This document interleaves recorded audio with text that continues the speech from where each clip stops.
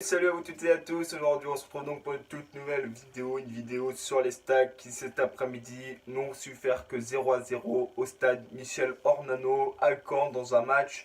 C'est un match assez équilibré, on peut même dire que chacun a eu sa mi-temps, les stacks a eu, on peut dire, un bout, voire la moitié de cette première mi-temps, et puis les Canets en seconde mi-temps étaient un peu plus sereins, un peu mieux dans la partie, mais sans véritablement être dangereux, mis à part à la 91e minute avec la barre coup franc direct des Canets. Avant que ça commence, n'oubliez pas de liker, de vous abonner si ce n'est pas encore fait, et puis nous tout de suite on est parti.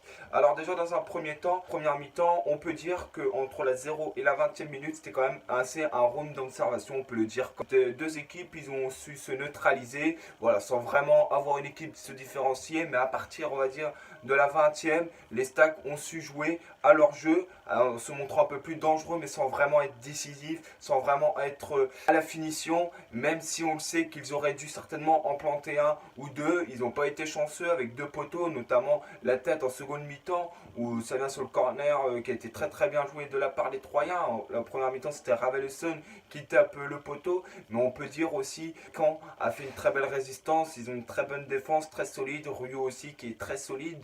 Donc pour moi ce match nul est assez mérité.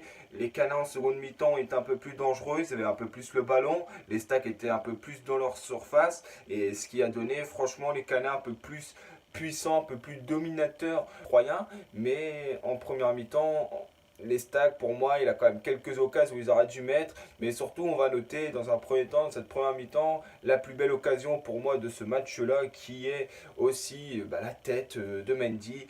Mais franchement, Gauthier Gallon a des appuis, a des réflexes monstrueux, même s'il a un peu de chance dans cette occasion que le poteau, le ballon tape bien le poteau pour qu'elle ne rentre pas.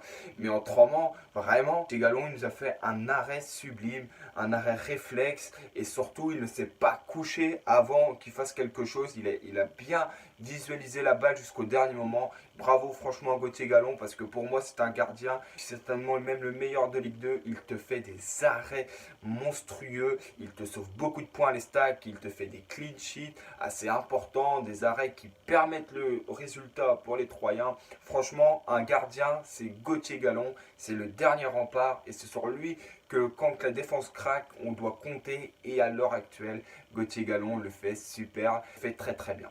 Alors après aussi on peut avoir, je pense, quelques regrets côté des Troyens, comme je vous l'ai dit, le poteau, mis à part ça, il a aussi Dylan Salwi qui a un peu croqué, où il a un moment aussi une mésentente, où pas la bonne passe, où ils ne font pas le dernier geste qu'il faut pour aller marquer ce but là, comme Raveloson avant la 10e minute, il a quand même, ou un peu après, il a une très belle occasion, mais il préfère frapper, il a été contré deux fois, après la terminer en corner. Mais ce que je veux dire, s'il aurait un peu relevé un peu la tête, regardé un peu le jeu autour de lui, il aurait certainement pu mieux faire. Mais après, on va pas quand même commencer à chipoter les stacks, c'est quand même 9 matchs sans défaite, c'est la meilleure série à l'heure actuelle, il me semble, de la Ligue 2, et peut-être c'est certainement même dans le top 5 européen, parce que les stacks c'est franchement sublime à regarder depuis ces derniers mois. C'est un jeu de Cruyffiste, comme on peut le dire, voilà, avec un système de jeu qui est très très propre à regarder.